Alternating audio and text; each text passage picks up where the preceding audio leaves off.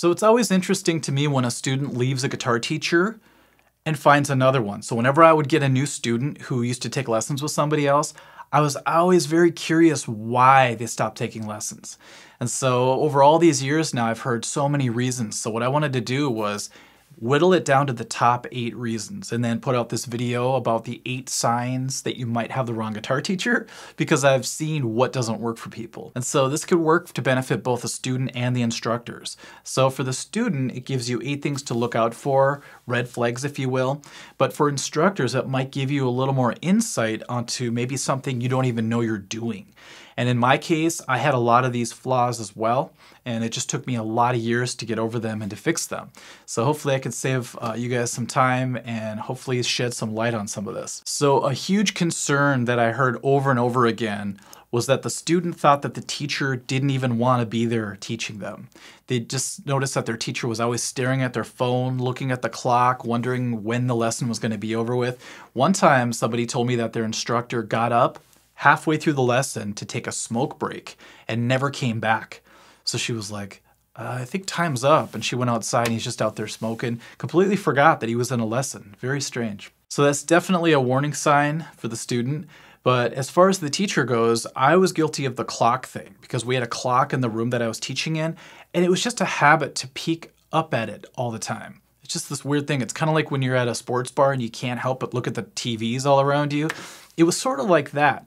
Now what that does is it gives off the impression that you want to be somewhere else. So be careful. Maybe take the clocks off the wall, if people even have clocks anymore.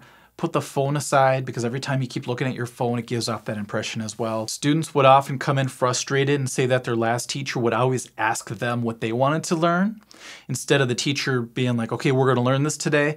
And what that does is it really takes away the confidence the student has in the teacher. So the teacher might believe they're doing something positive, like, oh, we're going to learn what you want to learn. But the problem is sometimes the student doesn't even know what they're supposed to learn. You know, I'm not talking about if a student wants to learn a song or something from a particular artist. I did that all the time because then I could customize their lesson so that they could start to play like their favorite bands. I'm talking about when a student comes in, doesn't really know much on the guitar, and hear their instructors going, well, what do you want to learn? I kind of wish the student would just say, I want to learn how to play the guitar. That's what I want to learn. So yeah, if you're a student and your teacher's always asking you what you want to learn, that's a bad sign. And if you're an instructor and you keep asking that to your students, you gotta quit that. You have to give the student the information they need for their foundation, for their fundamentals, so that they can go in any direction they want in the future. But you can also customize your lessons here and there in order for them to play the kind of music they're interested at the time. I used to do that all the time when I taught private lessons, and it really works out great. This one always bothered me. I had a lot of students come to me and say that their last teacher used to just show off in front of them for most of the lesson. So here the student shows up to learn guitar, and all they find is this teacher who's trying to boost their ego by showing off in front of them. Now, like many of these, I've been guilty of them at least 1 or 2 times, if not more. And when I would do this, it was early on when I started teaching, and I was really not very confident that I was a good teacher. So I would actually compensate by playing in front of them to be like, see, I'm good. And I thought maybe that would make them trust me more as an instructor. But I learned quickly after that that that was not the way to do it. Just get great at teaching and leave all that showing off for the stage. I've had students come in and they would play something for me and their technique was awful. And I always ask them, didn't your last teacher tell you not to do this or to do this or whatever? And they always kind of gave me a blank look, like they're like, well, my teacher always said I was doing it fine. So be careful for instructors that gloss over the details. It's one of those things where in the beginning you really have to make sure everything's right so that they can build from there. You're laying down that really good foundation like we were talking about. So be very wary of an instructor that glosses over details. Now somebody might ask, how do I know? Because I don't know enough about guitar to know that they're glossing over details. Here's a red flag in that area. If you hear your teacher say, it's good enough a lot, that's a bad sign. Like, that's fine, that's good enough. Usually if you're trying to refine technique, there are going to be a lot of tweaks that you have to make as an instructor for it to be good. So be really cognizant of that saying, it's good enough or close enough. If you've ever seen the movie called Whiplash, you'll understand what I'm talking about for this next part. Now, there's a little bit of a spoiler here. The teacher in this movie is just really brutally hard on this student. Mostly it's because he's kind of jaded from teaching and he never really found that star student that he was looking for. So when he finally finds a student that shows a little bit of promise, he's extra tough on this kid because he thinks that that's the way to make the kid improve. Like the "I'll show you" attitude is what he was looking for. But what he got wrong, in my opinion, is he never let up. He just always stayed on this kid. He insulted him. He made him feel real small. It's kind of like the military. You know, they break you down and then they build you back up.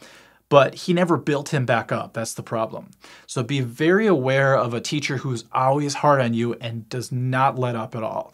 Because that sometimes shows that there's a psychological issue, that perhaps the teacher might be a failed musician and they're taking it out on the student. So keep an eye on that. Now, I'm not talking about instructors that put pressure on you because they care, because they know you could do better. That's a whole different story. But really keep an eye out for the people that never let up and they almost seem to be angry about it. Watch out for teachers that overly praise you. You don't want that either, trust me. I mean, it feels good a little bit, depending on your mindset. But over time, let's say you just barely get through a solo and the teacher's like, "That was wonderful, yay, here's a trophy," all that stuff. Don't fall for that because you'll never get better. You know, it's really hard for someone to want to improve and to push themselves if the teacher's already telling them that they had mastered something. So there's a healthy balance between the two worlds. It's kind of boring, I know, the middle way, right? But just dealing with martial arts and music my whole life, I found that the middle way is often the answer, especially when teaching. Watch out for instructors that are overly rigid with their method. I had a student who came in one time and he thought the only way to learn guitar was to learn out of this one method book from the front page to the back page. He had to master the whole thing.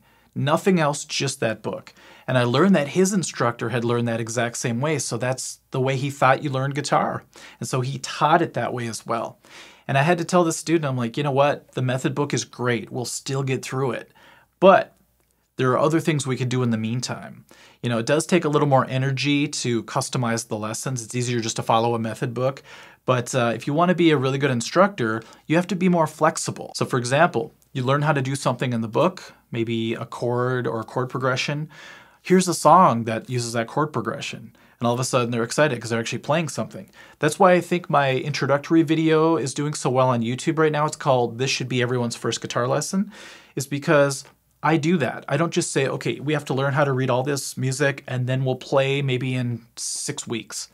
Instead, it's like, okay, here's some chords, let's actually play something. Once you feel what it's like to actually play these chords, there's a new magic, a new enthusiasm to playing guitar instead of just doing the rigid method book all the time. And the last thing I'll talk about is a bit subjective because it's about personal growth. And that can mean different things to different people. But what I'm really talking about is the old adage of "those who can't do, teach."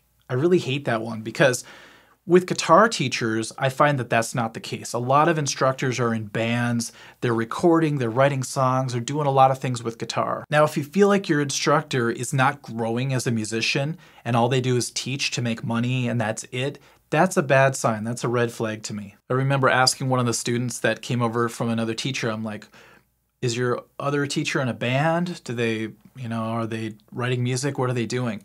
And he was like, "Nothing, He's like, I'd even ask him what he does with guitar. He's like, "Well, I teach it now."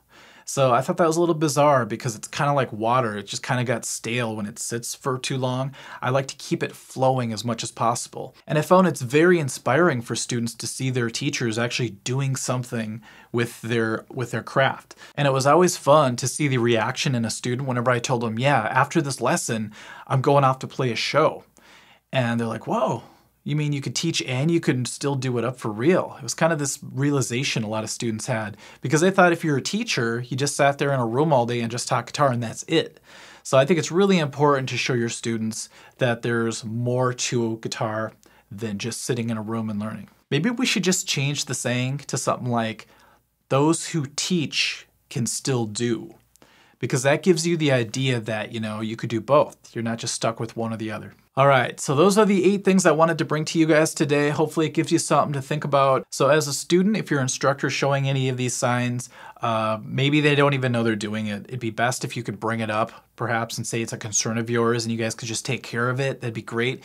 If they're not willing to change, then you can always find a new instructor. And if you're a music instructor and you're realizing now that you do some of these things, like I used to do, maybe just by shedding some light on it, you could do something to fix it now. Because if you don't even know it's an issue, you can't fix it. So I really hope this video helps a lot of people out there, both students and instructors. Teaching is really my biggest passion, I believe, in life. And whether it's private lessons or on YouTube or on my website, I just love doing it. So I love sharing my experiences with you guys and helping you out whenever I can. All right, guys, we'll catch you at the next lesson. Thanks for watching. Bye.